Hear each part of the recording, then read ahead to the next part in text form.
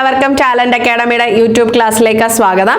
അപ്പോൾ നമ്മൾ കഴിഞ്ഞ സെക്ഷനിൽ പറഞ്ഞിട്ടുണ്ടായിരുന്നു അല്ലേ, നിങ്ങൾക്ക് വേണ്ടിയിട്ട് നമ്മൾ എക്സ്ക്ലൂസീവ്ലി നമ്മൾ എന്ത് ചെയ്തിട്ടുണ്ട്, നിങ്ങളുടെ ഈ ഒരു എക്സാമിന് വേണ്ടിയിട്ട് നമ്മൾ ലാസ്റ്റ് മിനിറ്റിൽ നിങ്ങൾക്ക് ക്വസ്റ്റ്യൻസ് ഒക്കെ ഒന്ന് നോക്കാൻ വേണ്ടിയിട്ട്, അതായത് ഇതുവരെ നമ്മുടെ APO ആയിട്ട് ബന്ധപ്പെട്ട് ചോദിച്ചിട്ടുള്ള ക്വസ്റ്റ്യൻസ് ഒക്കെ ഉൾപ്പെടുത്തിക്കൊണ്ടാണ് നമ്മൾ ഈ ഒരു ക്ലാസ് ചെയ്യുന്നത്.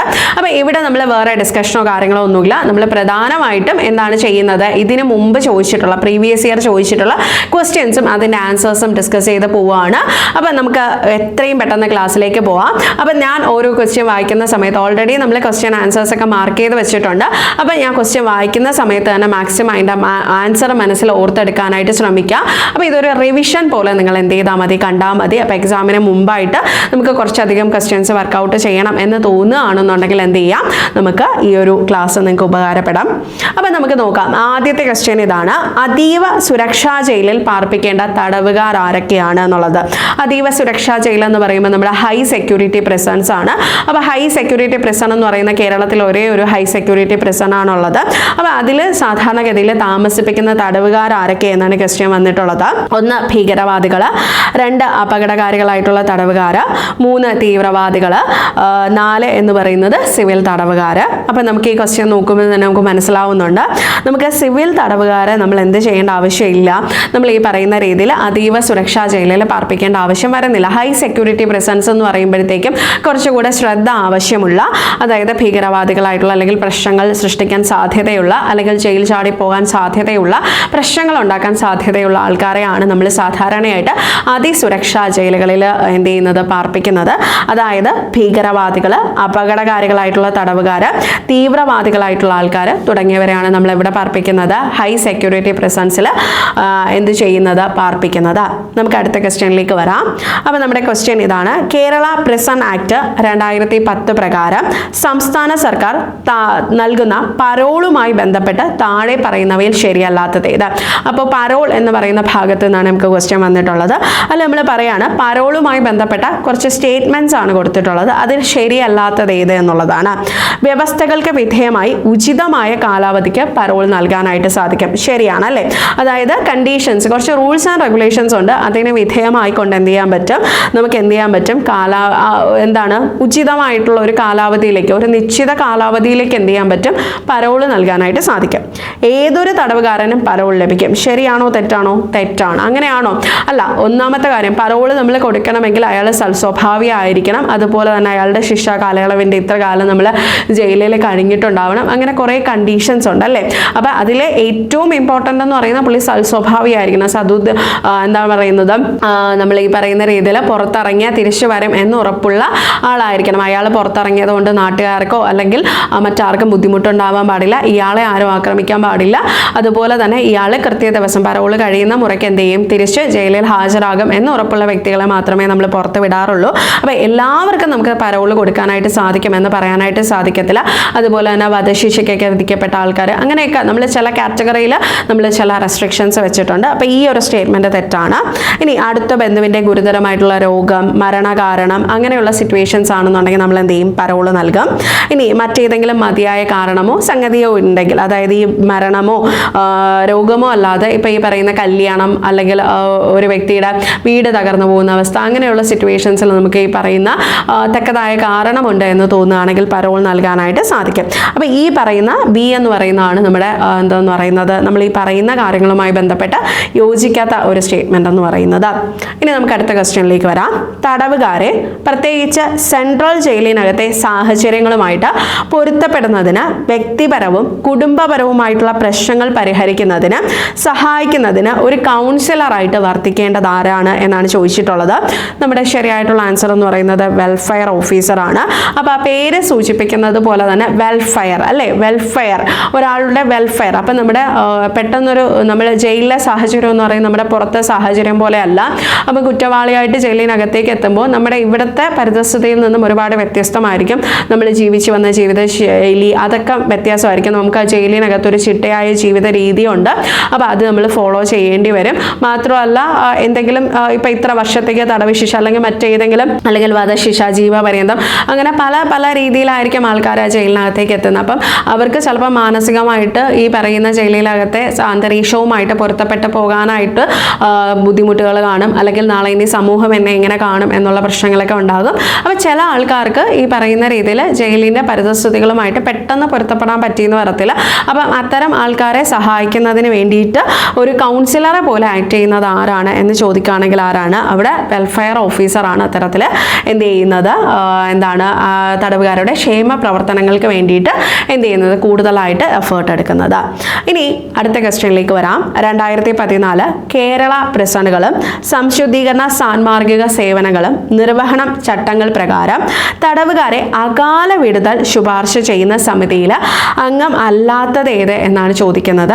അകാല വിടുതൽ സമിതി അല്ലേ? അപ്പോൾ അതിനായിട്ടൊരു സമിതി ഉണ്ട് എന്നൊക്കെ നമുക്കറിയാം. അതായത് ഈ പറയുന്ന തടവുകാരൻ്റെ ശിക്ഷാ കാലാവധി കഴിയുന്നതിന് മുമ്പ് നമുക്ക് അവരെ മോചിപ്പിക്കാനായിട്ട് പറ്റും.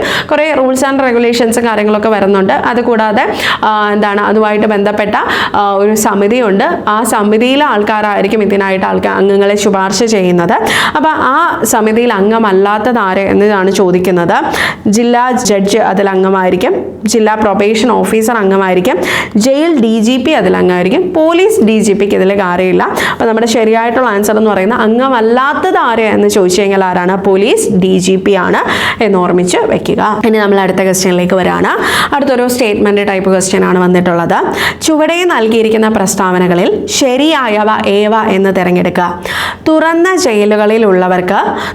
ജയിലുകളിൽ വേതനം അന്തേവാസികളായിട്ടുള്ള തടവുകാർക്ക് കൂടുതലാണ്. ശരിയാണോ തെറ്റാണോ?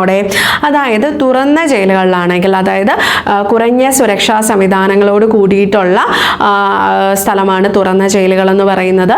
മാത്രമല്ല ഏകദേശം ശിക്ഷാ കാലയളവൊക്കെ തീരാറായ ആൾക്കാരായിരിക്കും, പിന്നെ സൽസ്വഭാവികളായിട്ടുള്ള ആൾക്കാരായിരിക്കും, ജയിലിൽ ചാടി പോകാൻ സാധ്യതയില്ലാത്ത ആൾക്കാരായിരിക്കും, അതായത് ജയിലിൻ്റെ പരിതസ്ഥിതികളുമായിട്ട് പൊരുത്തപ്പെട്ടു പോകുന്ന ആൾക്കാരായിരിക്കും. അങ്ങനെയുള്ള ആൾക്കാരെയാണ് നമ്മൾ തുറന്ന ജയിലിലേക്ക് മാറ്റുന്നത്. അപ്പോൾ തുറന്ന ജയിലിലേക്ക് ഉള്ള ഒരു തടവുകാരൻ്റെ പ്രിവിലേജ് ആണ് ഇതെന്ന് പറയുന്നത്. അവിടെ ഉള്ളവർക്ക് സാധാരണ ക്ലോസ്ഡ് പ്രിസൺസിനെ അപേക്ഷിച്ച് അവിടെ ഉള്ള ആൾക്കാരുടെ വേതനം കൂടുതലായിരിക്കും. ജയിലുകളിൽ നമ്മൾ ചെയ്യുന്ന ജോലിക്ക് വേതനം ലഭിക്കും, നിങ്ങൾക്ക് അറിയാമായിരിക്കുമല്ലോ. അപ്പോൾ അതിന് നമ്മൾ തുറന്ന ജയിലുകളിലാണെങ്കിൽ വേതനം കൂടുതലായിരിക്കും. ഇനി നമ്മൾ പറയുന്നു തടവുകാർ ആർജിക്കുന്ന വേതനം മുഴുവനായിട്ടും കുടുംബത്തിന് അയച്ചു കൊടുക്കാൻ കഴിയും. അതൊരു തെറ്റായ സ്റ്റേറ്റ്മെൻ്റ് ആണ്. അതായത് തടവുകാർ ആർജിക്കുന്നത് മൊത്തമായിട്ട് നമുക്ക് കുടുംബത്തിലോട്ട് അയച്ചു കൊടുക്കാൻ പറ്റത്തില്ല.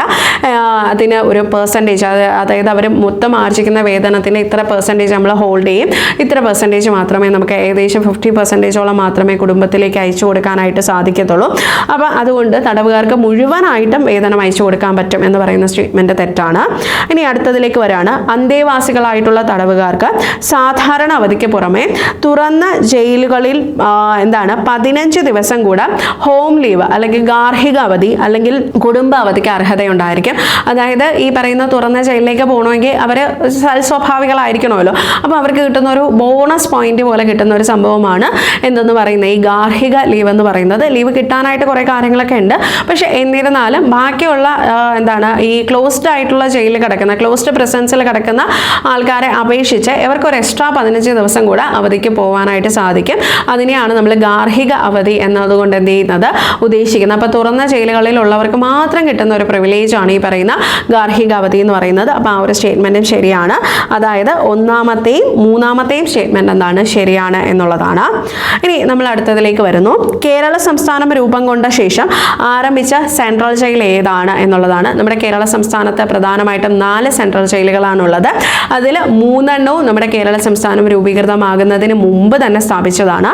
കേരള സംസ്ഥാനം രൂപീകൃതമായതിനു ശേഷം സ്ഥാപിച്ചത് നമ്മുടെ മലപ്പുറം ജില്ലയിലെ തവനൂര് വരുന്ന നമ്മുടെ സെൻട്രൽ ജയിലാണ്. കേരള സംസ്ഥാനം രൂപം കൊണ്ട ശേഷം ആരംഭിച്ച സെൻട്രൽ ജയിലെന്ന് പറയുന്നത്.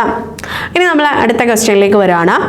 Kerala anti social activities prevention act, അതായത് കാപ്പ നിയമപ്രകാരം കരുതൽ തടങ്കലിൽ വരുന്ന ആൾക്കാരെ പാർപ്പിക്കുന്ന ജയിൽ ഏത് എന്ന് ചോദിക്കുകയാണെങ്കിൽ അത് നമ്മൾ സെൻട്രൽ ജയിലാണ്. നിങ്ങൾക്ക് അറിയാവുന്നതാണ്. തടവുകാരെ നമ്മൾ ശിക്ഷാ കാലയളവൊക്കെ അനുസരിച്ചിട്ടാണ് നമ്മൾ എന്ത് ചെയ്യുന്നത്, ജയിലുകളിൽ പാർപ്പിക്കുന്നത്. 6 മാസത്തിൽ കൂടുതൽ തടവ് ശിക്ഷ ലഭിക്കുന്ന ആൾക്കാരെയാണ് നമ്മൾ സെൻട്രൽ ജയിലുകളിൽ പാർപ്പിക്കുന്നത്.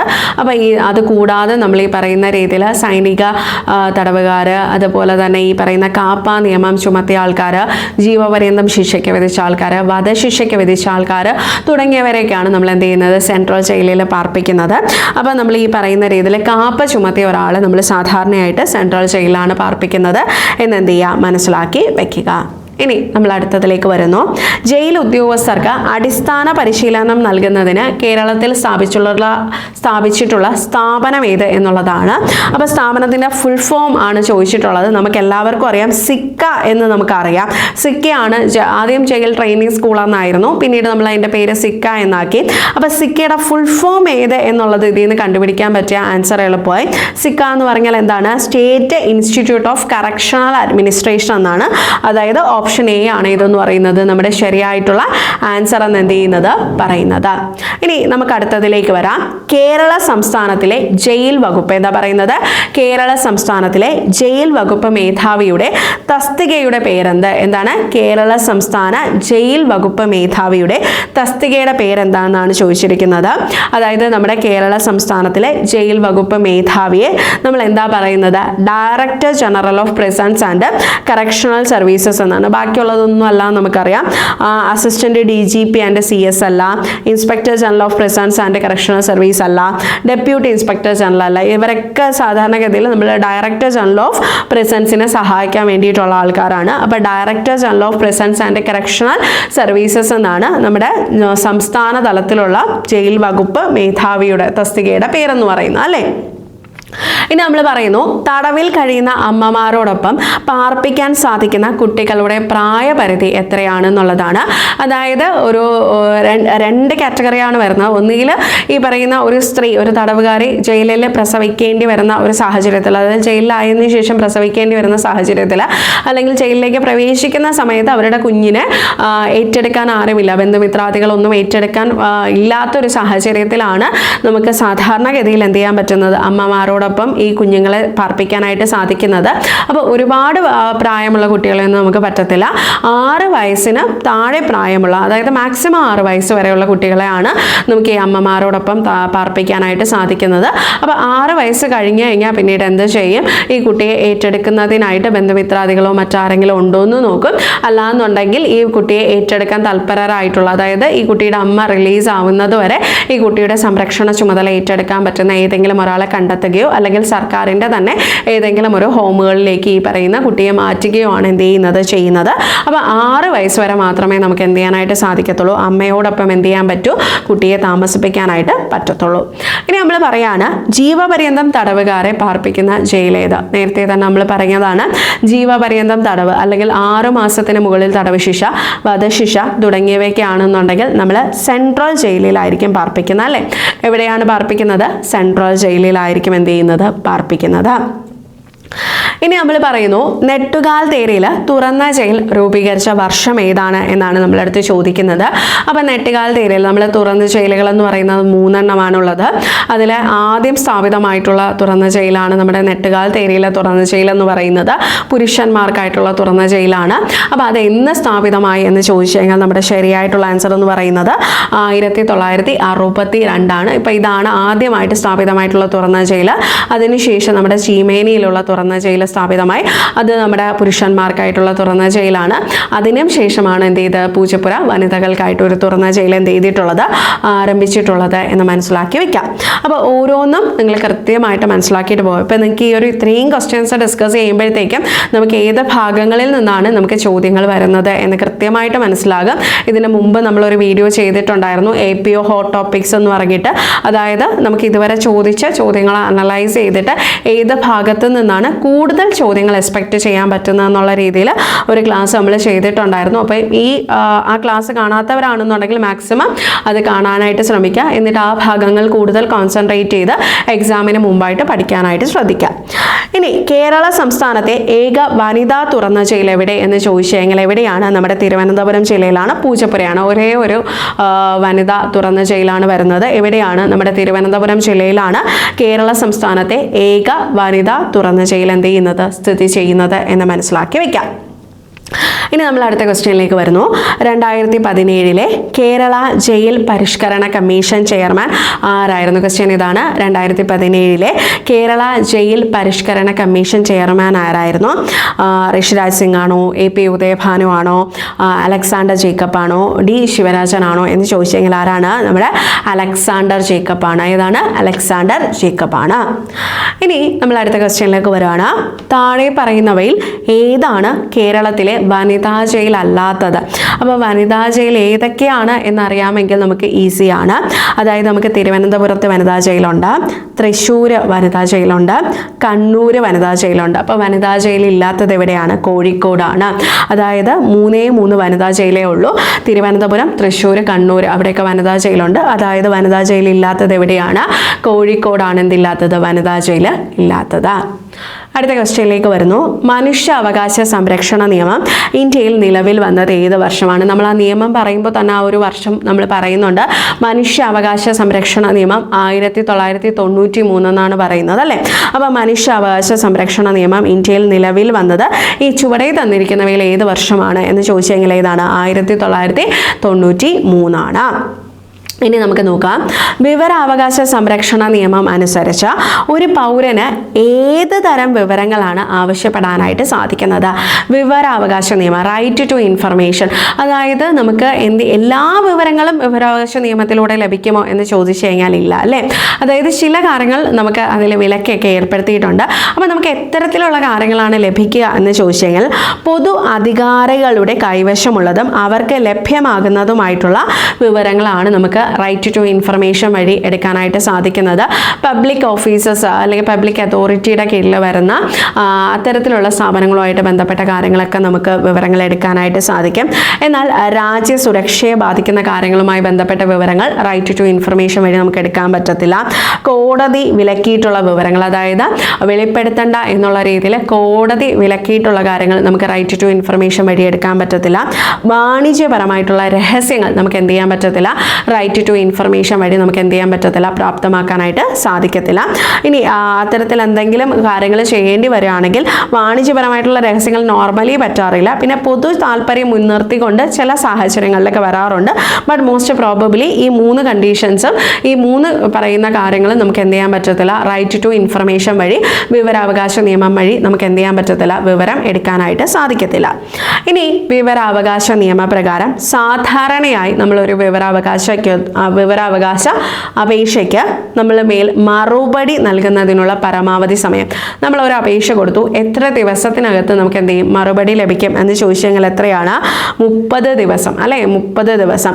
ഇനി ഇത് അസിസ്റ്റന്റ് പബ്ലിക് ഇൻഫർമേഷൻ ഓഫീസർക്കാണെങ്കിൽ 35 ദിവസം, മൂന്നാം കക്ഷിയുമായി ബന്ധപ്പെട്ട കാര്യങ്ങളാണെങ്കിൽ 40 ദിവസം, ഒരു വ്യക്തിയുടെ ജീവനെയോ സ്വാതന്ത്ര്യത്തെയോ സംബന്ധിക്കുന്ന കാര്യങ്ങളാണെങ്കിൽ 48 മണിക്കൂർ. അപ്പോൾ അതൊക്കെ ഒന്ന് ഓർമ്മിച്ച് വെച്ചിരിക്കാം. ഇനി നമ്മൾ പറയുന്നു മനുഷ്യാവകാശ സംരക്ഷണ നിയമം 1993 പ്രകാരം ദേശീയ മനുഷ്യാവകാശ കമ്മീഷൻ NHRC എന്ന് പറയുന്നത് ഒരു ഭരണഘടനാ സ്ഥാപനമാണോ, സ്വയംഭരണ സ്ഥാപനമാണോ, സർക്കാർ വകുപ്പാണോ, സ്റ്റാറ്റ്യൂട്ടറി ബോഡിയാണോ എന്ന് ചോദിച്ചെങ്കിൽ അതൊരു സ്റ്റാറ്റ്യൂട്ടറി ബോഡിയാണ് അല്ലേ. ഭരണഘടനയിൽ ഇതിനെക്കുറിച്ച് പറയുന്നുണ്ടോ? ഇല്ല. സ്റ്റാറ്റ്യൂട്ടറി ബോഡിയാണ്. അതായത് ഒരു നിയമത്താൽ എന്താണ് സ്ഥാപിതമായിട്ടുള്ള ഒരു ബോഡിയാണ് ഇതെന്ന് പറയുന്നത്, നമ്മുടെ മനുഷ്യാവകാശ കമ്മീഷൻ എന്ന് പറയുന്നത്. അതുകൊണ്ട് തന്നെ നമുക്ക് പറയാനായിട്ട് സാധിക്കും ഇതൊരു സ്റ്റാറ്റ്യൂട്ടറി ബോഡിയാണ്. ഇനി നമുക്ക് അടുത്ത ക്വസ്റ്റ്യനിലേക്ക് വരാം. കേരളത്തിലെ ആദ്യ തുറന്ന ജയിൽ എവിടെയാണ് സ്ഥിതി ചെയ്യുന്നത്? അപ്പം നമ്മുടെ കേരളത്തിലെ 3 തുറന്ന ജയിലുകളാണുള്ളതെന്ന് പറഞ്ഞു. അതിൽ ആദ്യത്തെ തുറന്ന ജയിൽ നമ്മുടെ തിരുവനന്തപുരം ജില്ലയിലെ നെട്ടുകാൽ തേരിയിലാണ് എന്നുള്ളതാണ്. ഇനി നമുക്ക് അടുത്ത ക്വസ്റ്റ്യനിലേക്ക് വരാം. മുഖ്യ വിവരാവകാശ കമ്മീഷണറെയും വിവരാവകാശ കമ്മീഷണർമാരെയും തിരഞ്ഞെടുക്കുന്നതിനുള്ള ശുപാർശകൾ തയ്യാറാക്കുന്ന കമ്മിറ്റിയിൽ ഉൾപ്പെടാത്തതാര്? ശ്രദ്ധിക്കുക. മുഖ്യ വിവരാവകാശ കമ്മീഷണറെയും വിവരാവകാശ കമ്മീഷണർമാരെയും തിരഞ്ഞെടുക്കുന്നതിനുള്ള ശുപാർശകൾക്കായിട്ട് ഒരു കമ്മിറ്റി ഉണ്ട് അല്ലെ, ഒരു സമിതിയുണ്ട്. ആ സമിതിയിലുള്ള ആൾക്കാരാണ് ഈ പറയുന്ന മുഖ്യ വിവരാവകാശ കമ്മീഷണർ ആരായിരിക്കണം, മറ്റ് അംഗങ്ങൾ ആരായിരിക്കണം എന്ന് തീരുമാനിക്കുന്നത്. അപ്പോൾ അതിൽ ആരംഗമല്ല എന്ന് ചോദിച്ചു കഴിഞ്ഞാൽ പ്രധാനമന്ത്രി അതിലുണ്ട്. പ്രധാനമന്ത്രി നാമനിർദ്ദേശം ചെയ്യുന്ന ക്യാബിനറ്റ് മന്ത്രിയുണ്ട്. ലോകസഭയുടെ പ്രതിപക്ഷ നേതാവുണ്ട്. ഇനി രാജ്യസഭയുടെ ഉപാധ്യക്ഷൻ, അങ്ങനെയുള്ള കുറച്ച് ആൾക്കാരൊക്കെ ഇതിൽ വരുന്നുണ്ട്. അപ്പോൾ ഇതിൽ ആരില്ല എന്ന് ചോദിച്ചു കഴിഞ്ഞാൽ ആരാണ്? നമ്മുടെ വൈസ് പ്രസിഡന്റ് അതിൽ വരത്തില്ല. അപ്പോൾ നമ്മൾ ശ്രദ്ധിച്ചു വയ്ക്കുക, മുഖ്യ വിവരാവകാശ കമ്മീഷണറെയും വിവരാവകാശ കമ്മീഷണർമാരെയും തിരഞ്ഞെടുക്കുന്നതിനുള്ള കമ്മിറ്റിയിൽ അംഗം ആരൊക്കെയുണ്ട്? പ്രധാനമന്ത്രിയുണ്ട്. പ്രധാനമന്ത്രി നാമനിർദ്ദേശം ചെയ്യുന്ന ക്യാബിനറ്റ് മന്ത്രിയുണ്ട്. ലോകസഭയുടെ പ്രതിപക്ഷ നേതാവൊക്കെ അതിലുള്ളതാണ്. ഇതിലില്ലാത്തത് വൈസ് പ്രസിഡന്റ് ആണ്. വൈസ് പ്രസിഡന്റ് ആ ഒരു സമിതിയിൽ അംഗമല്ല. അടുത്ത ക്വസ്റ്റ്യനിലേക്ക് വരാം.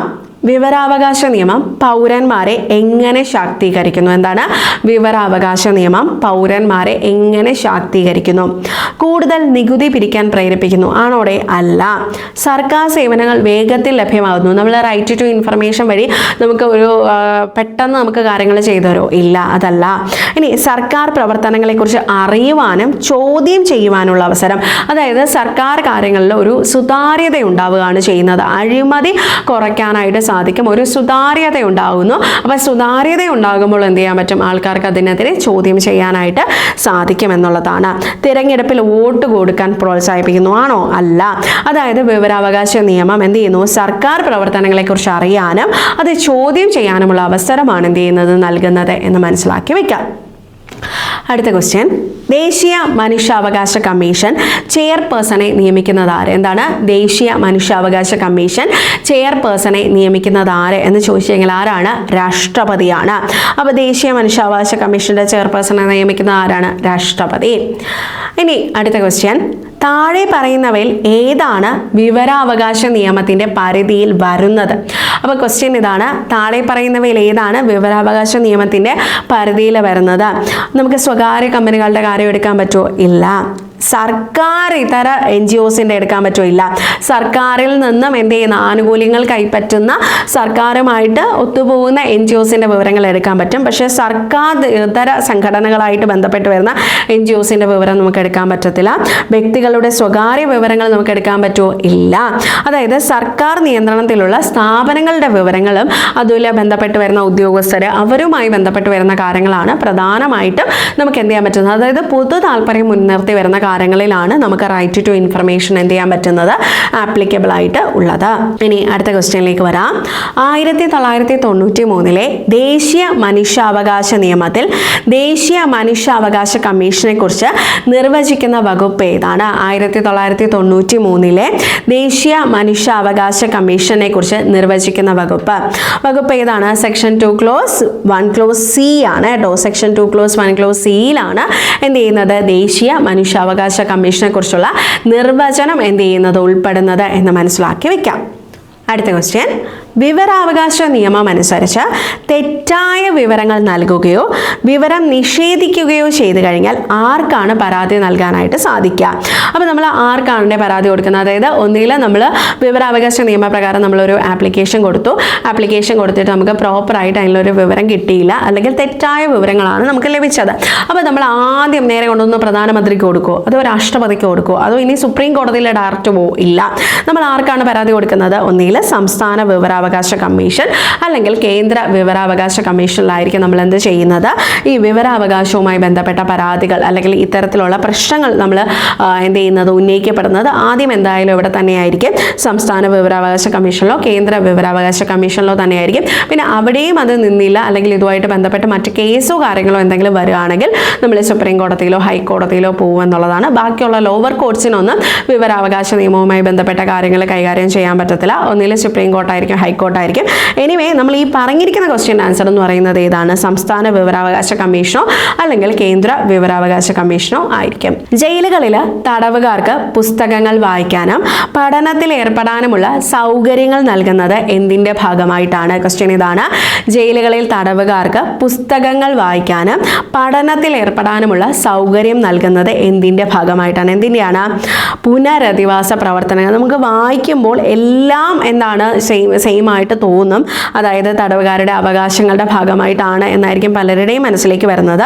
അതല്ല, തടവുകാരുടെ പുനരധിവാസ പ്രവർത്തനങ്ങളുടെ ഭാഗമായിട്ടാണ് അവർക്ക് ജയിലുകളിൽ പുസ്തകങ്ങൾ വായിക്കാനും പഠനത്തിൽ ഏർപ്പെടാനും ഒക്കെയുള്ള ഒരു സൗകര്യം നമ്മൾ കൊടുക്കുന്നത്. അതായത് ജയിലിൽ നിന്ന് പുറത്തിറങ്ങിയാലും തെറ്റായ വഴിയിലേക്ക് പോകാതെ അവർക്ക് നല്ലൊരു ജോലി ചെയ്ത് അല്ലെങ്കിൽ നല്ലൊരു മനുഷ്യനായിട്ട് സമൂഹത്തിൽ ജീവിക്കാനായിട്ട് കഴിയണം. അങ്ങനെയുള്ള പുനരധിവാസ പ്രവർത്തനത്തിൻ്റെ ഭാഗമായിട്ടാണ് നമ്മൾ എന്ത് ചെയ്യുന്നത്? അവർക്ക് പുസ്തകങ്ങൾ വായിക്കാനും വിദ്യാഭ്യാസത്തിനുമൊക്കെയുള്ള അവസരങ്ങൾ നൽകുന്നത്. അടുത്ത ക്വസ്റ്റ്യൻ, ദേശീയ മനുഷ്യാവകാശ കമ്മീഷൻ വാർഷിക പ്രത്യേക റിപ്പോർട്ടുകൾ ആർക്കാണ് സമർപ്പിക്കുന്നത്? എന്താണ് ദേശീയ മനുഷ്യാവകാശ കമ്മീഷൻ ഈ പറയുന്ന വാർഷിക റിപ്പോർട്ടുകളുണ്ട് അല്ലേ? അപ്പോൾ ഈ വാർഷിക റിപ്പോർട്ടുകൾ നമ്മൾ ആർക്കാണ് സമർപ്പിക്കുന്നത് ചോദിച്ചു കഴിഞ്ഞാൽ പലപ്പോഴും നമുക്ക് തോന്നുന്നത് രാഷ്ട്രപതി അല്ലെങ്കിൽ പ്രധാനമന്ത്രി എന്ന് പറയാനായിരിക്കും. അത് തെറ്റാണ്. കേന്ദ്ര സംസ്ഥാന സർക്കാരുകൾക്കായിരിക്കും. അവർക്കാണ് ദേശീയ മനുഷ്യാവകാശ കമ്മീഷൻ വാർഷിക പ്രത്യേക റിപ്പോർട്ടുകൾ ആർക്കാണ് സമർപ്പിക്കുന്നത് ചോദിച്ചു കഴിഞ്ഞാൽ കേന്ദ്ര സംസ്ഥാന സർക്കാരുകൾക്കാണ്. ആർക്കാണ്? കേന്ദ്ര സംസ്ഥാന സർക്കാരുകൾക്കാണ്. അടുത്ത ക്വസ്റ്റ്യൻ, വിവരാവകാശ നിയമപ്രകാരം വിവരം വെളിപ്പെടുത്തലിൽ നിന്നും ഒഴിവാക്കപ്പെട്ടിട്ടുള്ള, അതായത് നമ്മൾ റൈറ്റ് ടു ഇൻഫർമേഷൻ ആക്ട് പ്രകാരം നമ്മൾ ആപ്ലിക്കേഷൻ കൊടുക്കുകയാണെങ്കിൽ ചില കാര്യങ്ങളുമായി ബന്ധപ്പെട്ട വിവരങ്ങൾ നമുക്ക് ലഭിക്കത്തില്ല. അപ്പോൾ അത് ഏതാണ് എന്നാണ് നമ്മൾ ചോദിക്കുന്നത്. ഒരു സർക്കാർ സ്ഥാപനത്തിലെ ഉദ്യോഗസ്ഥരുടെ വിവരങ്ങൾ നമുക്ക് ലഭിക്കുമോ? ഇല്ലേ? ലഭിക്കാം. പൊതുസ്ഥാപനത്തിൻ്റെ ഉത്തരവാദിത്വവും ചുമതലകളും സംബന്ധിച്ച വിവരങ്ങൾ ലഭിക്കുമോ? ലഭിക്കാം. ഉദ്യോഗസ്ഥരുടെ പ്രതിഫല വിവരങ്ങൾ ലഭിക്കുമോ? ലഭിക്കാം. അപ്പോൾ ഏതാണ് ലഭിക്കാത്തത്?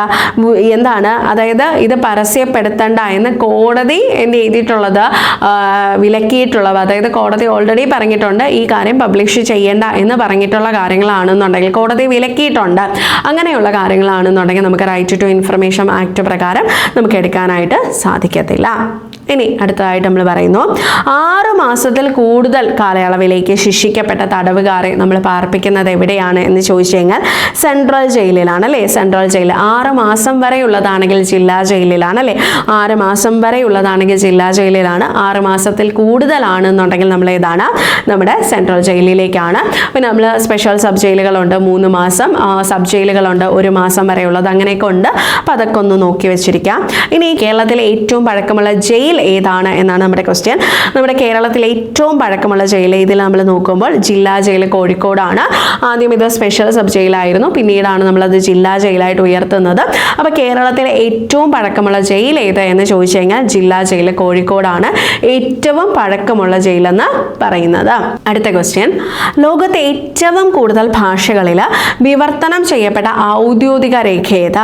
അപ്പോൾ നമ്മുടെ മനസ്സിലേക്ക് എന്തായാലും വരുന്നത് ഒന്നിൽ ഇന്ത്യൻ ഭരണഘടനയോ അല്ലെങ്കിൽ UN ചാർട്ടറോ അല്ലെങ്കിൽ മാഗ്ന കാർട്ടയോ ഒക്കെ ആയിരിക്കും. കാരണം ഈ ഒരു ക്വസ്റ്റ്യൻ വായിക്കുന്ന സമയത്ത് നമുക്ക് എക്സാം ഹോളിൽ ഇരിക്കുമ്പോൾ ഇതെല്ലാമാണെന്ന് തോന്നാൻ സാധ്യതയുണ്ട്. പക്ഷേ ഓർമ്മിച്ച് വെച്ചോളൂ, ലോകത്തെ ഏറ്റവും കൂടുതൽ ഭാഷകളിൽ വിവർത്തനം ചെയ്യപ്പെട്ട ഔദ്യോഗിക രേഖ എന്ന് പറയുന്നത് അന്താരാഷ്ട്ര മനുഷ്യാവകാശ പത്രികയാണ്. ഇതാണ് അന്താരാഷ്ട്ര മനുഷ്യാവകാശ പത്രികയാണ് എന്ന് ഓർമ്മിച്ച് വെച്ചിരിക്കാം.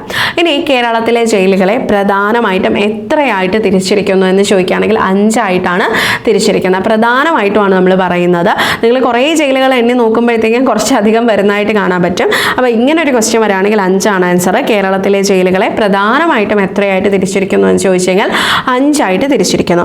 ഇനി 18 വയസ്സിനും 21 വയസ്സിനും ഇടയിൽ പ്രായമുള്ള കൗമാര പ്രായത്തിലുള്ള കുറ്റവാളികൾ എന്ന് പറയുന്ന കാറ്റഗറിയിൽ വരുന്നവരെ നമ്മൾ ഏത് ജയിലിലാണ് പാർപ്പിക്കുന്നത് ചോദിച്ചു കഴിഞ്ഞാൽ എവിടെയാണ്? ബോർസ്റ്റൽ സ്കൂളിലാണ് അല്ലേ? ബോർസ്റ്റൽ സ്കൂളിൽ നമ്മുടെ കേരളത്തിൽ ഒരേ ഒരു ബോർസ്റ്റൽ സ്കൂളാണുള്ളത്. അപ്പോൾ 18 വയസ്സിനും 21 വയസ്സിനും ഇടയിലുള്ള തടവുകാരാണെങ്കിൽ നമ്മൾ അവരെ കൗമാര പ്രായത്തിലുള്ള കുറ്റവാളിയായിട്ടാണ് കൺസിഡർ ചെയ്യുന്നത്. അപ്പോൾ അവർ നമ്മൾ പ്രായപൂർത്തിയായിട്ടുള്ള തടവുകാരുടെ കൂടെ ഇട്ട് കഴിഞ്ഞാൽ അവർക്ക് എന്ത് ചെയ്യും? അവർ വീണ്ടും സ്വഭാവ ദൂഷ്യത്തിന് വിധേയമാകാൻ സാധ്യതയുണ്ട്, അല്ലെങ്കിൽ മറ്റ് പ്രശ്നങ്ങൾ ഉണ്ടാവാൻ സാധ്യതയുണ്ട് എന്നൊക്കെ കരുതിയിട്ടാണ് നമ്മൾ അവർക്ക് വേണ്ടിയിട്ട് ഒരു സെപ്പറേറ്റ് ചെയ്ത് കൊണ്ടുവന്നിട്ടുള്ളത്. അതിനെയാണ് നമ്മൾ ബോർസ്റ്റൽ സ്കൂൾ എന്ന് എന്ത് ചെയ്യുന്നത്?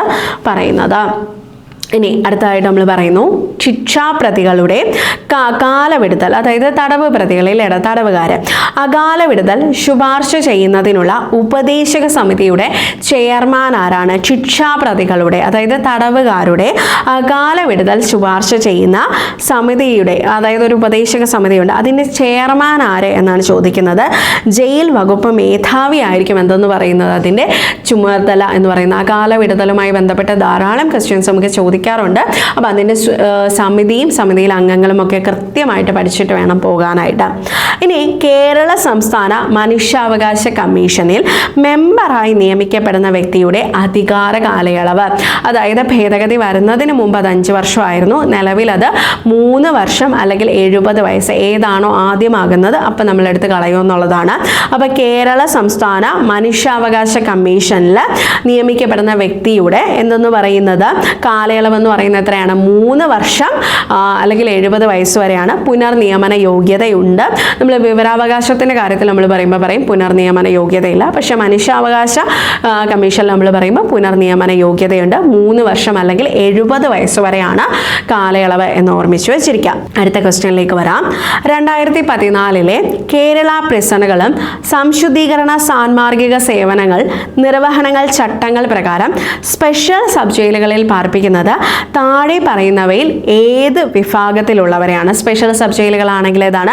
3 മാസം വരെ തടവ് ശിക്ഷ ലഭിക്കാവുന്ന തടവുകാരെയാണ് നമ്മൾ എന്ത് ചെയ്യുന്നത്? നമ്മൾ സ്പെഷ്യൽ സബ് ജയിലുകളിൽ എന്ത് ചെയ്യുന്നത്? പാർപ്പിക്കുന്നത് എന്നുള്ളതാണ്. ഇനി സബ് ജയിലിലാണെങ്കിൽ 1 മാസം വരെയുള്ള, അതായത് 1 മാസത്തിൽ കുറയാത്തത്രയും അല്ലേ, അത്രയും വരെയുള്ളവരെയാണ് നമ്മൾ ഇവിടെ പാർപ്പിക്കുന്നത്, സബ് ജയിലുകളിൽ പാർപ്പിക്കുന്നത്. ഇനി നമ്മൾ അടുത്തതിലേക്ക് വരാണ്. ദേശീയ മനുഷ്യാവകാശ കമ്മീഷൻ ചെയർപേഴ്സൺ ആകാൻ യോഗ്യതയുള്ളത് ആർക്കാണ്? എന്താണ്? ദേശീയ മനുഷ്യാവകാശ കമ്മീഷൻ ചെയർപേഴ്സൺ ആകാൻ യോഗ്യതയുള്ളത് ആർക്ക് എന്നാണ് ക്വസ്റ്റ്യൻ എന്ന് പറയുന്നത്. ആർക്കാണ്? സുപ്രീം കോടതിയിലെ മുൻ ചീഫ് ജസ്റ്റിസിന്. ആർക്കാണ്? സുപ്രീം കോടതിയിലെ മുൻ ചീഫ് ജസ്റ്റിസിന്. അതായത് നമ്മുടെ ദേശീയ മനുഷ്യാവകാശ കമ്മീഷനിൽ ചെയർപേഴ്സണും 5 സ്ഥിരാംഗങ്ങളുമുണ്ട്. അതുകൂടാതെ എക്സ് ഒഫീഷ്യോ മെമ്പേഴ്സ് ഉണ്ട്. അപ്പോൾ അതിൽ ചെയർപേഴ്സൺ ആയിട്ടിരിക്കാൻ പറ്റുന്ന ആർക്കാണ്? സുപ്രീം കോടതിയിലെ മുൻ ചീഫ് ജസ്റ്റിസിനാണ് എന്ന് ഓർമ്മിച്ച് വെച്ചിരിക്കാം. അടുത്ത ക്വസ്റ്റ്യൻ.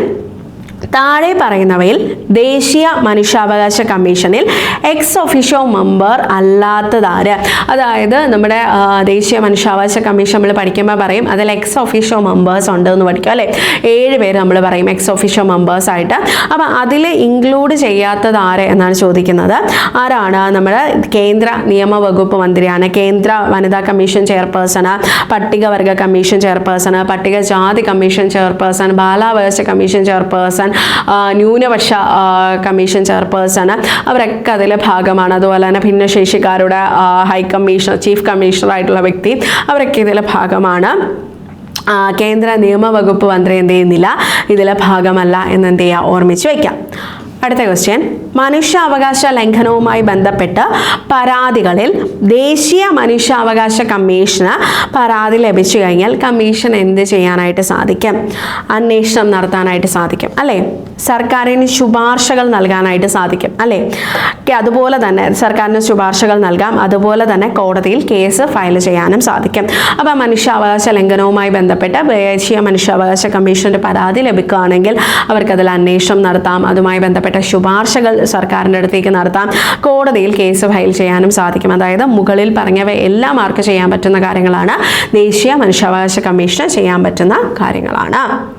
അടുത്ത ക്വസ്റ്റ്യൻ. ഇന്ത്യയുടെ ആദ്യത്തെ വനിതാ മുഖ്യ വിവരാവകാശ കമ്മീഷണർ ആര് എന്ന് ചോദിച്ചു കഴിഞ്ഞാൽ ആരാണ്? ദീപക് സന്ധു. ആരാണ്? ദീപക് സന്ധു. അപ്പോൾ ഇന്ത്യയുടെ ആദ്യ വനിത എന്താണ്? വനിതാ മുഖ്യ വിവരാവകാശ കമ്മീഷണറാണ് ദീപക് സന്ധു. അടുത്ത ക്വസ്റ്റ്യൻ. സംസ്ഥാന മനുഷ്യാവകാശ കമ്മീഷൻ SHRC രൂപീകരിക്കുന്നത് ആരാണ് എന്നാണ് ചോദിക്കുന്നത്. അപ്പോൾ നമ്മുടെ സംസ്ഥാന മനുഷ്യാവകാശ കമ്മീഷൻ രൂപീകരിക്കുന്നത് ആരാണ്? സംസ്ഥാന സർക്കാരുകളാണ്. ആരാണ്? സംസ്ഥാന സർക്കാരുകളാണ്. ചിലപ്പോൾ നമുക്ക് സംസ്ഥാന സർക്കാരുകളാണെന്ന് അറിയാമെങ്കിലും എക്സാം ഹോളിലിരിക്കുന്ന സമയത്ത് ചിലപ്പോൾ നമുക്കൊരു പെട്ടെന്നൊരു കൺഫ്യൂഷൻ വരാനുള്ള സാധ്യതയുണ്ട്. അടുത്ത ക്വസ്റ്റ്യനിലേക്ക് വരാം. ദേശീയ മനുഷ്യാവകാശ കമ്മീഷന്റെ മുഖ്യ കാര്യനിർവഹണ ഉദ്യോഗസ്ഥൻ ആരാണ്? ദേശീയ മനുഷ്യാവകാശ കമ്മീഷന്റെ മുഖ്യ കാര്യനിർവഹണ ഉദ്യോഗസ്ഥൻ ആര് എന്ന് ചോദിച്ചു കഴിഞ്ഞാൽ സെക്രട്ടറി ജനറൽ ആണ്. പുള്ളി അതിൽ ഡയറക്റ്റ് അംഗമല്ലാത്ത ഒരാളാണ്. പക്ഷേ പുള്ളിയാണ് എന്തെന്ന് പറയുന്നത്? ദേശീയ മനുഷ്യാവകാശ കമ്മീഷന്റെ മുഖ്യ കാര്യനിർവഹണ ഉദ്യോഗസ്ഥൻ എന്ന് പറയുന്നത്.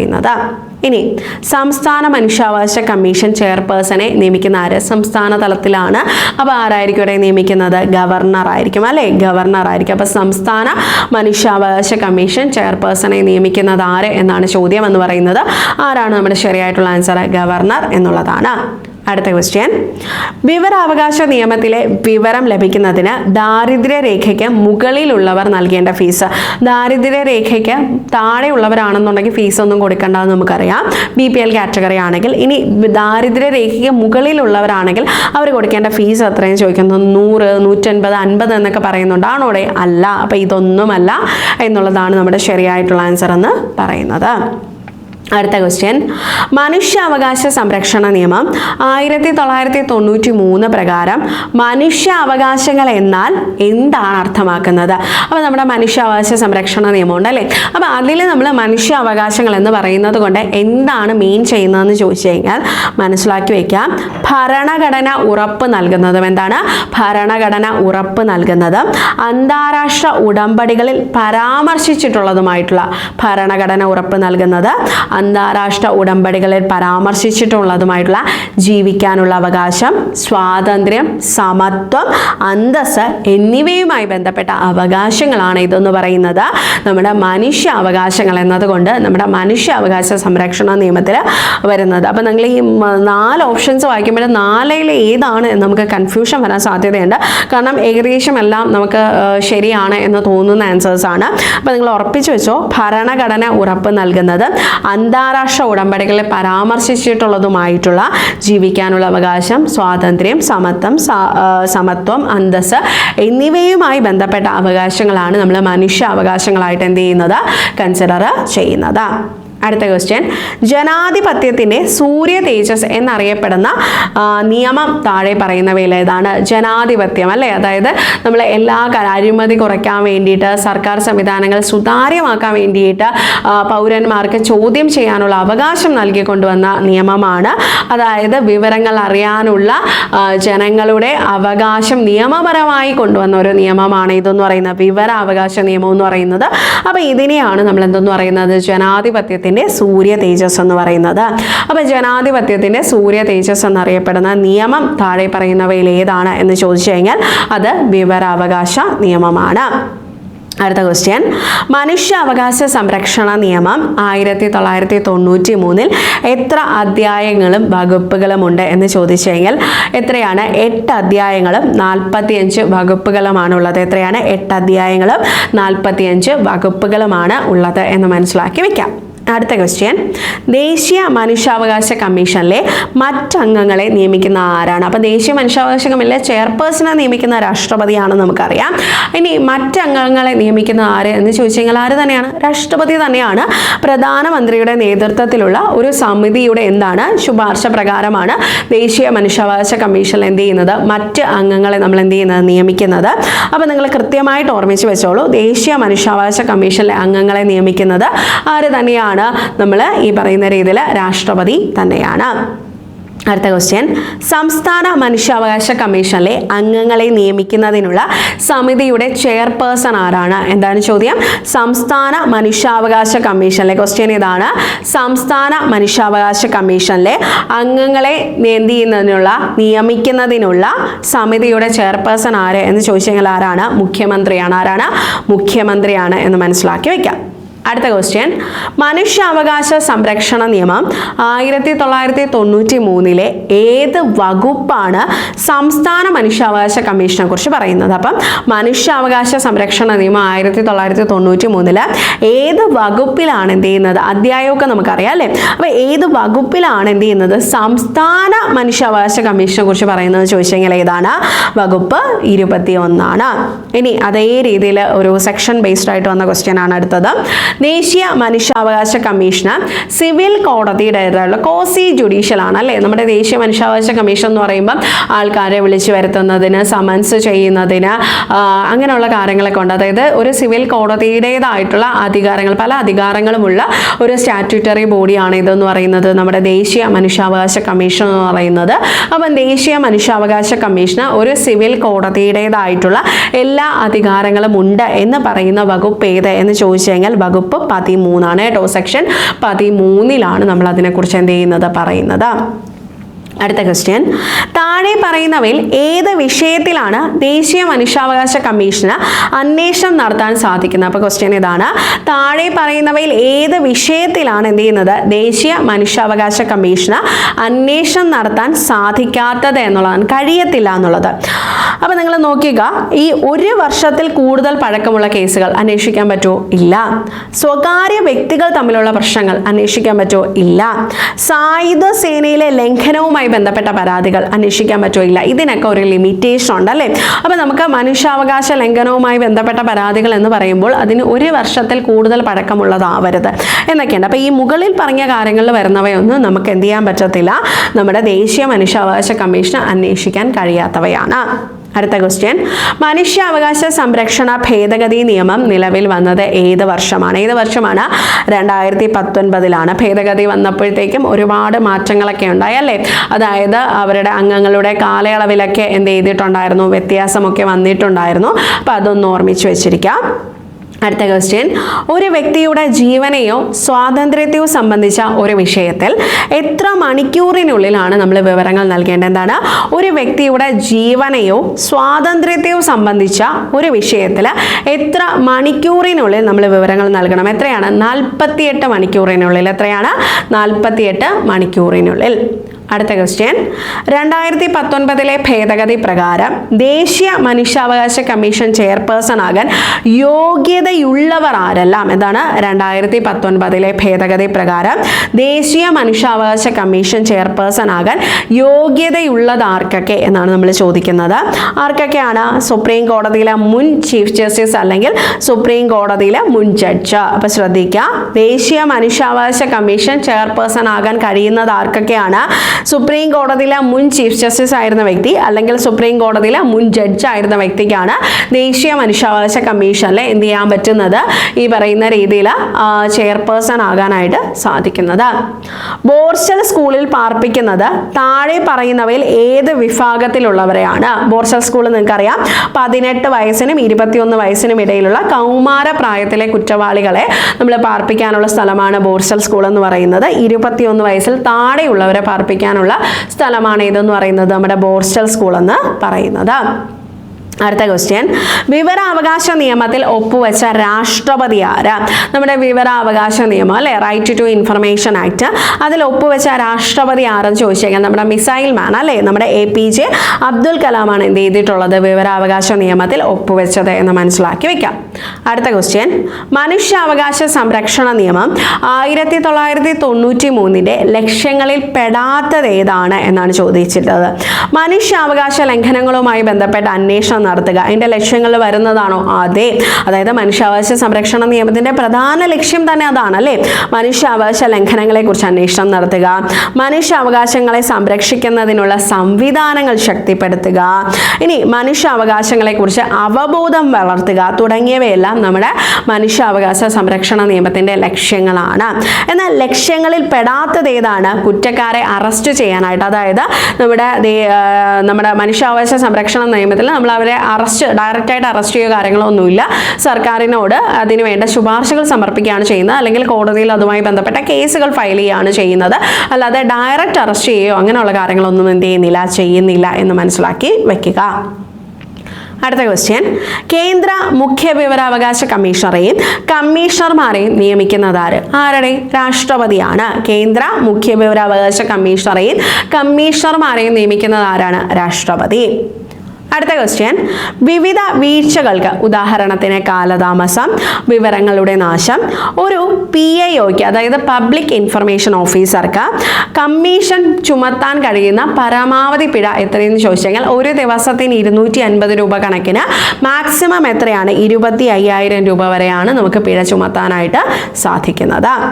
അടുത്ത ക്വസ്റ്റ്യൻ, ദേശീയ മനുഷ്യാവകാശ കമ്മീഷന് ഒരു പ്രത്യേക കേസ് അന്വേഷിക്കാൻ നിർദ്ദേശം നൽകാൻ ആർക്കാണ് അധികാരം? അപ്പോൾ ശ്രദ്ധിക്കുക, ദേശീയ മനുഷ്യാവകാശ കമ്മീഷന് ഒരു പ്രത്യേക കേസ് അന്വേഷിക്കാനായിട്ട് നിർദ്ദേശം നൽകാൻ കഴിയുന്നത് ആർക്കാണ്? സുപ്രീം കോടതിക്കോ ഹൈക്കോടതിക്കോ അവരുടെ അനുമതിയോടെ കഴിയുമെന്നുള്ളതാണ്. സുപ്രീം കോടതിക്കോ ഹൈക്കോടതിക്കോ അവരുടെ അനുമതിയോടെ കഴിയും എന്ന് മനസ്സിലാക്കി വെക്കാം. അടുത്ത ക്വസ്റ്റ്യൻ, ദേശീയ മനുഷ്യാവകാശ കമ്മീഷന് സ്വന്തമായി എന്ത് ചെയ്യാൻ അധികാരമില്ല? എന്താണ്? ദേശീയ മനുഷ്യാവകാശ കമ്മീഷന് സ്വന്തമായി എന്ത് ചെയ്യാൻ അധികാരമില്ല എന്നാണ് ചോദിച്ചിരിക്കുന്നത്. അന്വേഷണം നടത്താൻ പറ്റുമോ? പറ്റും. ശുപാർശകൾ നൽകാൻ പറ്റുമോ? പറ്റും. അതുപോലെ തന്നെ നമ്മൾ ചോദിക്കുകയാണ്, ഏതാണ്? നമ്മൾ മനുഷ്യാവകാശങ്ങളെ കുറിച്ച് പഠനം നടത്താൻ പറ്റുമോ? പറ്റും. എന്തിനാ പറ്റാത്തത്? നഷ്ടപരിഹാരം നൽകാനുള്ള ഒരു ഉത്തരവിടാനായിട്ട് ആർക്ക് സാധിക്കത്തില്ല? ദേശീയ മനുഷ്യാവകാശ കമ്മീഷൻ നൽകത്തില്ല. അന്വേഷണം നടത്താം, ശുപാർശകൾ നൽകാം, മനുഷ്യാവകാശങ്ങളെക്കുറിച്ച് പഠനം നടത്താം. അപ്പോൾ ഈ പറയുന്ന രീതിയിൽ നഷ്ടപരിഹാരമൊക്കെ വാങ്ങിക്കൊടുക്കണമെങ്കിൽ എന്ത് ചെയ്യാം, നമുക്ക് ഈ പറയുന്ന ദേശീയ മനുഷ്യാവകാശ കമ്മീഷൻ എന്ത് ചെയ്യാം, സർക്കാരുകളുമായിട്ട് അതുമായിട്ട് ബന്ധപ്പെട്ട കാര്യങ്ങൾ ശുപാർശ ചെയ്യാനായിട്ട് സാധിക്കും. പക്ഷെ അവർക്ക് ഡയറക്റ്റ് ഒരു ഉത്തരവ് ഇറക്കാനായിട്ട് സാധിക്കത്തില്ല. അടുത്ത ക്വസ്റ്റ്യൻ, മനുഷ്യാവകാശ ലംഘനവുമായി ബന്ധപ്പെട്ട് ദേശീയ മനുഷ്യാവകാശ കമ്മീഷന് ഒരു പരാതി ലഭിച്ചു കഴിഞ്ഞാൽ എത്ര കാലത്തിനുള്ളിൽ അത് തീർപ്പാക്കണം? അപ്പം നമ്മുടെ വിവരാവകാശ നിയമത്തിലാണെങ്കിൽ നമുക്ക് സമയം പറയുന്നുണ്ടല്ലേ, സമയബന്ധിതമായി നമുക്ക് അതിനൊരു മറുപടി ലഭിക്കും. പക്ഷേ മനുഷ്യാവകാശ നിയമത്തിൽ അങ്ങനെ എന്ത് ചെയ്യുന്നില്ല, സമയപരിധിയൊന്നും നിർബന്ധമാക്കിയിട്ടില്ല. എന്നാൽ സമയപരിധി എന്ന് പറയുന്നത് നമ്മൾ പറയുമ്പോൾ എന്താണ്, എത്രയും പെട്ടെന്ന് അത് തീർപ്പാക്കണമെന്നുള്ളതാണ്. അതായത് നമ്മൾ ഇത്ര സമയം അല്ലെങ്കിൽ ഒരാഴ്ച, 2 ആഴ്ച, 30 ദിവസം, 60 ദിവസം, 90 ദിവസം എന്ന് പറയുന്ന രീതിയിൽ ഒരു സമയപരിധിയൊന്നും നമ്മൾ പറഞ്ഞിട്ടില്ല. കഴിവതും എത്രയും പെട്ടെന്ന് എന്ത് ചെയ്യണം, തീർപ്പാക്കണം എന്നുള്ളതാണ് ഉദ്ദേശിക്കുന്നത്. അടുത്ത ക്വസ്റ്റ്യൻ, സെൻട്രൽ ജയിൽ ജോയിന്റ് സൂപ്രണ്ടിന് സമാനമായിട്ടുള്ള തസ്തിക ഏത്? സെൻട്രൽ ജയിൽ ജോയിന്റ് സൂപ്രണ്ടിന് സമാനമായിട്ടുള്ള തസ്തിക ഏത് എന്ന് ചോദിച്ചു കഴിഞ്ഞാൽ വനിതാ ജയിൽ സൂപ്രണ്ട്. ഏതാണ്? വനിതാ ജയിൽ സൂപ്രണ്ട്. അടുത്ത ക്വസ്റ്റ്യൻ, മനുഷ്യാവകാശ സംരക്ഷണ നിയമം 1993 പ്രകാരം ജയിൽ എന്നുള്ളതിൽ എന്തെല്ലാം വരുന്നു? അപ്പം നമ്മൾ പറയുന്നു മനുഷ്യാവകാശ സംരക്ഷണ നിയമമാണ് കേട്ടോ. മനുഷ്യാവകാശ സംരക്ഷണ നിയമം 1993 പ്രകാരം ജയിൽ എന്നുള്ളതിൽ ഏതെല്ലാം വരുന്നു എന്നാണ് ചോദിക്കുന്നത്. ഏതാണ്? മാനസികാരോഗ്യ കേന്ദ്രങ്ങൾ തുടങ്ങിയവ ഉൾപ്പെടെയുള്ള ഏതൊരു തടങ്കൽ സ്ഥലവും നമ്മൾ മനുഷ്യാവകാശ സംരക്ഷണ നിയമപ്രകാരം എന്താണ്, ജയിൽ എന്നുള്ളതാണ്. അതായത് സെൻട്രൽ ജയിലുകൾ മാത്രം, സംസ്ഥാന ജയിലുകൾ അങ്ങനെയല്ല നമ്മൾ പറയുന്നത്. തടങ്കലായിട്ട് വരുന്ന മാനസികാരോഗ്യ കേന്ദ്രങ്ങൾ ഉൾപ്പെടെയുള്ള ഏതൊരു തടങ്കലിനെയും നമ്മൾ ഈ പറയുന്ന മനുഷ്യാവകാശ സംരക്ഷണ നിയമത്തിൽ എന്താണ്, ജയിൽ എന്ന് പറയുന്ന ഒരു ആസ്പെക്റ്റിലാണ് എന്ത് ചെയ്യുന്നത്, കണ്ടെത്തുന്നത് അല്ലെങ്കിൽ കാണുന്നത് എന്ന് മനസ്സിലാക്കി വയ്ക്കാം. അടുത്ത ക്വസ്റ്റ്യൻ, ജീവപര്യന്തം തടവുകാരെ പാർപ്പിക്കുന്ന ജയിൽ ഏതാണ്? സെൻട്രൽ ജയിലാ. അടുത്ത ക്വസ്റ്റ്യൻ, മനുഷ്യാവകാശ സംരക്ഷണ നിയമത്തിലെ ഏത് അധ്യായത്തിലാണ് മനുഷ്യാവകാശ കമ്മീഷനെ കുറിച്ച് പറയുന്നത്? ഏത് അധ്യായത്തിലാണ്? അധ്യായം 2ലാണ്. അപ്പോൾ അധ്യായമൊക്കെ പഠിച്ചിട്ട് പോവുക. ആദ്യ ഓർഡിനറി ലീവ് അനുവദിക്കുന്നതിനുള്ള അധികാരം. അതായത് ഒരു തടവുകാരൻ ജയിലിലായതിനു ശേഷം ഇതുവരെ പുറത്ത് പോയിട്ടില്ല, അവർക്ക് അവധിയൊക്കെ ഉണ്ട്, നിങ്ങൾക്ക് അറിയാലോ. അങ്ങനെ ഇതുവരെ പുറത്ത് പോയിട്ടില്ല. അപ്പോൾ ആദ്യമായിട്ട് പുറത്ത് പോകുന്നതിനുള്ള അവധിക്കുള്ള അപേക്ഷ കൊടുക്കണം. ആ അപേക്ഷ നമ്മൾ ആർക്കാണ് കൊടുക്കുന്നത്? മാത്രമല്ല ഈ അവധി ആരാണ് ആദ്യം നമുക്ക് അനുവദിച്ചു തരുന്നത് എന്ന് ചോദിച്ചു കഴിഞ്ഞാൽ director general of prisons and correctional service ആണ്. നമ്മൾ ആദ്യമായിട്ട് പോകുമ്പോൾ, പിന്നീട് നമ്മൾ ആദ്യ തവണ പോയി കറക്റ്റ് സമയത്തൊക്കെ തിരിച്ചെത്തി പിന്നീടുള്ള ഓരോ തവണയും ലീവിന് നമ്മുടെ സൂപ്രണ്ട് എന്ത് ചെയ്താൽ മതി, അപ്രൂവ് ചെയ്താൽ മതി. പക്ഷെ നമ്മൾ പുറത്ത് പോയതിനു ശേഷം കറക്റ്റ് സമയത്ത് എന്ത് ചെയ്തില്ല, തിരിച്ച് വന്നില്ല, അതിലൊരു പാകപ്പിഴ എന്തെങ്കിലും സംഭവിച്ചിട്ടുണ്ടെങ്കിൽ പിന്നീട് നമ്മൾ ലീവിന് പോകുന്ന സമയത്ത് director general of prisons and correctional service തന്നെ ആയിരിക്കും എന്ത് ചെയ്യുന്നത്, വീണ്ടും നമുക്ക് എന്ത് ചെയ്യുന്നത്, ലീവ് അപ്രൂവ് ചെയ്ത് തരേണ്ടത്. അപ്പോൾ അത് ഓർമ്മിക്കുക. നമ്മൾ ആദ്യമായിട്ടൊരു ഓർഡിനറി ലീവിന് എന്ത് ചെയ്യുന്നു, പോകുന്ന സമയത്ത് അത് അപ്രൂവ് ചെയ്ത് തരേണ്ടത് ആരാണെന്ന് ചോദിച്ചു കഴിഞ്ഞാൽ director general of prisons and correctional services ആണ് എന്ന് മനസ്സിലാക്കി വയ്ക്കാം. അടുത്ത ക്വസ്റ്റ്യൻ, മനുഷ്യാവകാശ കോടതികൾ സ്ഥാപിക്കാനായിട്ട് വ്യവസ്ഥ ചെയ്യുന്ന മനുഷ്യാവകാശ സംരക്ഷണ നിയമത്തിലെ അധ്യായം ഏതാ? മനുഷ്യാവകാശ കോടതികൾ സ്ഥാപിക്കാനായിട്ട് വ്യവസ്ഥ ചെയ്യുന്ന മനുഷ്യാവകാശ സംരക്ഷണ നിയമത്തിലെ അധ്യായം ഏതെന്ന് ചോദിച്ചു കഴിഞ്ഞാൽ അധ്യായം 6. ഏതാണ്? അധ്യായം 6. ഏതാണ്? മനുഷ്യാവകാശ കോടതികൾ സ്ഥാപിക്കാനായിട്ട് വ്യവസ്ഥ ചെയ്യുന്ന മനുഷ്യാവകാശ സംരക്ഷണ നിയമത്തിലെ അധ്യായം ഏതെന്ന് ചോദിക്കുക, അധ്യായം 6 ആണ്. അപ്പോൾ ഇത്രയും ക്വസ്റ്റ്യൻസ് ആണ് നമ്മൾ മാക്സിമം ക്വസ്റ്റ്യൻസ് ഇൻക്ലൂഡ് ചെയ്യാനായിട്ട് ശ്രമിച്ചിട്ടുണ്ട്.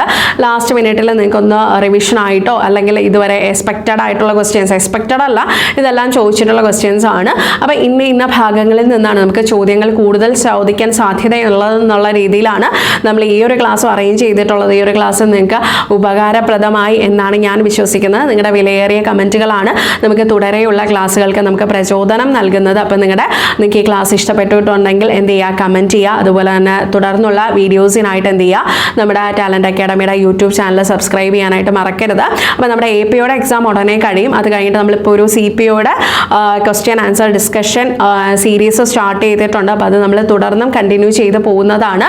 അപ്പം ഇതുവരെ ക്ലാസ് കാണാത്തവരാണെന്നുണ്ടെങ്കിൽ മാക്സിമം നമ്മുടെ ക്ലാസ് കാണാനായിട്ട് ശ്രമിക്കുക. അപ്പോൾ മറ്റൊരു ക്ലാസ്സിൽ വീണ്ടും കാണാം. താങ്ക്